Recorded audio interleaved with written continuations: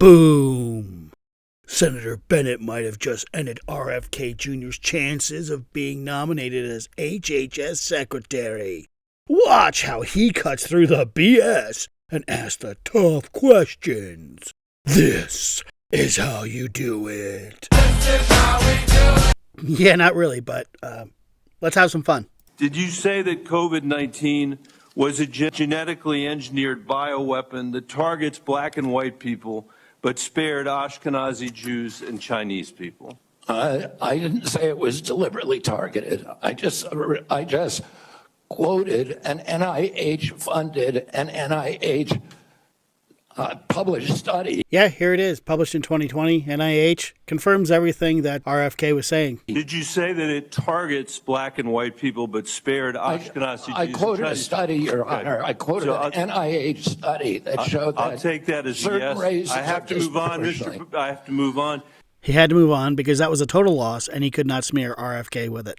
Did you say that Lyme disease is highly likely a materially engineered bioweapon? I made sure I put in the highly likely.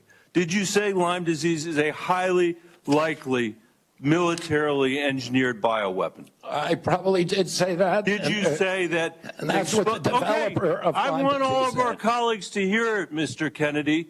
I want them to hear it. You said yes.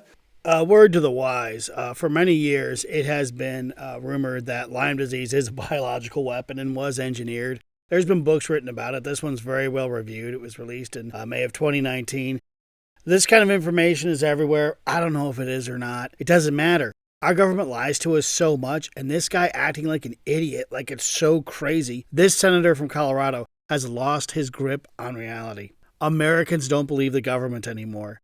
They don't believe you. So they don't care that RFK said, yeah, Lyme disease might be an engineered weapon. They just lived through the hell of COVID-19, which we were told came from a bat and it pooped in a wok. No, it came from the lab, the COVID-19 lab. No one cares that he said Lyme disease is a weapon. Did you say that exposure to pesticides causes children to become transgender?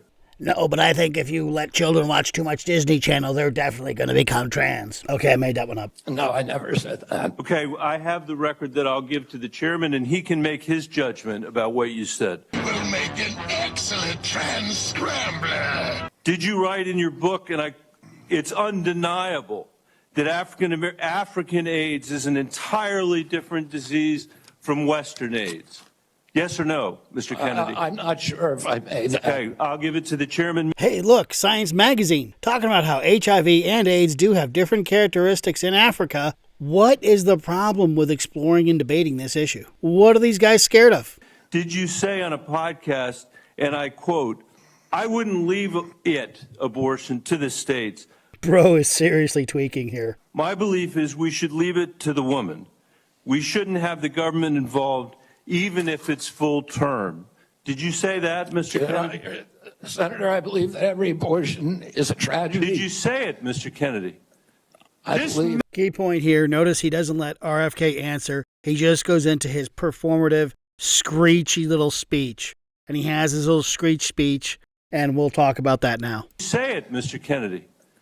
This believe. matters. It doesn't matter what you come here and say that isn't true, that's not reflective of what you really believe, that you haven't said over decade after decade after decade, because unlike other jobs we're confirming around this place, this is a job where it is life and death.